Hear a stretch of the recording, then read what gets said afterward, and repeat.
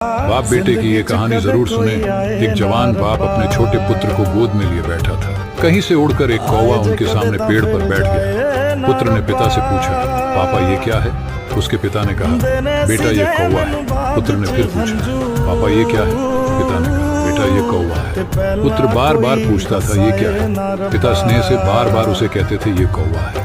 कुछ साल बाद पुत्र बड़ा हुआ और पिता बुजुर्ग हो गए। पिता कुर्सी पर बैठा था। घर पर कोई उसके बेटे से मिलने आया था। पिता ने पूछा, कौन आया है बेटा? पुत्र ने नाम बता दिया। थोड़ी देर में कोई और आया। पिता ने फिर पूछा, कौन आया है बेटा? इस बार छल लाकर पुत्र ने कहा, आप चुपचाप पड़े क्यों नहीं रहते? आपको कुछ करना धरना तो है नहीं। कौन आया है कौन गया, ये टाई टाई दिन भर क्यों लगाए रहते हो? पिता दुखी मन से चुप हो गए। तब बेटे की माँ ने बेटे से कहा, बेटा तेरे पिता के एक बार पूछने पर तुम्हें गुस्सा आ रहा है, और जब तुम छोटे थे तब तुम एक ही बात 100 बार पूछते थे। तब